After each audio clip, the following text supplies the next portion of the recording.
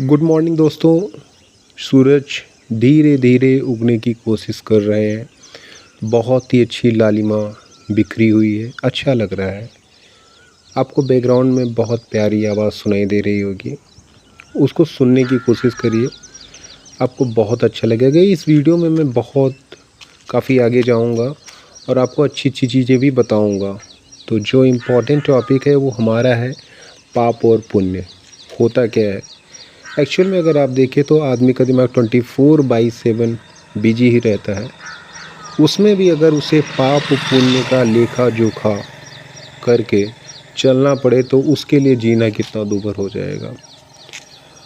अब कौवा को देखिए, कौवा काँव काँव कर रहा है, आवाज़ आप सुन रहे होंगे। इसको पाप और पुण्य से कोई मतलब नहीं, ये अपना डेली रूटीन कर रहा है और ये उड़ गया काँव करते हुए। कोई मतलब नहीं है, जहाँ था वहाँ से चला जा चुका है। इसे पाप और पुण्य का लेखा जोखा रखने की कोई ज़रूरत नहीं है। पाप और पुण्य होते क्या हैं? अगर आप देखेंगे तो पाप और पुण्य की डेफिनेशंस बनाई किसने है? ये इंसान ने ही बनाई हुई है।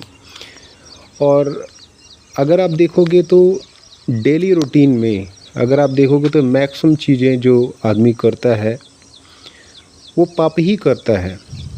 एक्चुअल में देखा जाए तो अगर आप पाप की डेफिनेशंस जिस तरह से बनाई गई हैं वो उस डेफिनेशन से अगर आप समझना चाहोगे तो इवन सूरज भगवान देख रहे हैं, पूरब से उगेंगे और पश्चिम को जाके डूबेंगे। ठीक है, इस दौरान में, इन 12 घंटों के दौरान में उनकी रोशनी काफ़ी बढ़ेगी भी घटेगी भी, बहुत कुछ होगा। उनकी रोशनी से कई सारे जीव मर भी जाएंगे, उनकी रोशनी से कहीं पर आग भी लग जाएगी और जंगल में बहुत सारे पशु पक्षी भी मर जाएंगे। बहुत लोग गर्मी से मर जाते हैं। जैसे ये आदमी गया गाड़ी वाला, इसको जाने की जल्दी है तो इसलिए बहुत तेज़ भाग गया, ये इसको बहुत जल्दी है। तो इसको दूसरों से मतलब नहीं है, इसके रास्ते में कोई भी आ जाए उसको उड़ा के चला जाएगा, क्योंकि ये अपने बारे में सोच रहा है। सिंपल सी बात यही है कि जब आदमी स्वार्थी हो जाता है तो वो पाप करता है। जब आप अपने बारे में सोचने लगते हैं तभी आप पाप करते हैं, वरना पाप आप कभी नहीं कर सकते हैं।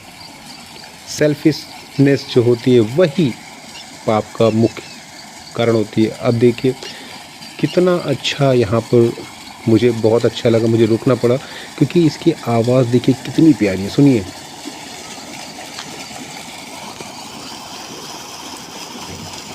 मेरा मन करता है कि इसमें नहा लूँ, लेकिन इस समय फ़िलहाल नहाना बड़ा मुश्किल हो जाएगा।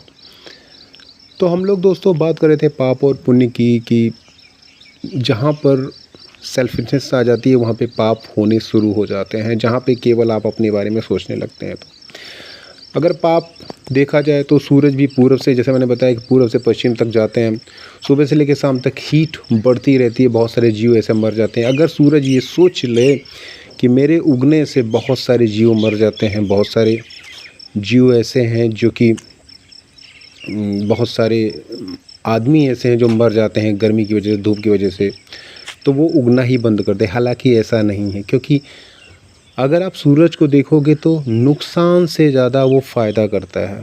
अगर आप देखोगे सूरज अगर निकलना बंद हो जाए तो ये जो हरियाली आपको दिख रही है, ये जो ग्रीनरी दिख रही है, ये सारी दिखनी बंद हो जाएगी।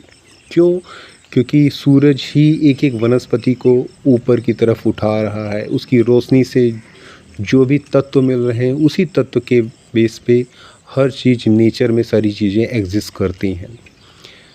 तो इसी तरह से अगर आप डेली रूटीन में पाप और पुण्य के बारे में सोचना शुरू कर देंगे तो आपके लिए लाइफ में मूव करना आसान नहीं होगा, क्योंकि हर दिन का रिकॉर्ड अगर आप पाप और पुण्य का रखने लगेंगे तो आपके लिए चीज़ें आसान नहीं होंगी। हाँ, सिंपल सी बात यही है, एक बात जो मैंने जाना है अपने से, वो चीज़ जिससे कि दूसरे को परेशानी हो, ठीक है, फिज़िकली मेंटली या स्पिरिचुअली, वो पाप की कैटेगरी में आती है। अब जैसे ये बच्चे हैं, इनको कोई मतलब नहीं, ये खेल रहे हैं, मस्ती कर रहे हैं, इनको पाप और पुण्य से मतलब नहीं, और ज़्यादा खुश भी हैं केवल इसी की वजह से, क्योंकि इनके माइंड में 24/7 ऐसी चीज़ें नहीं चल रही कि मेरा फ्यूचर क्या होगा, मेरा प्रेजेंट क्या है, मेरा पास्ट क्या था। तो पाप और पुण्य बेसिकली में अगर आप सिंपल सी बात करें तो इसमें कुछ होता ही नहीं है।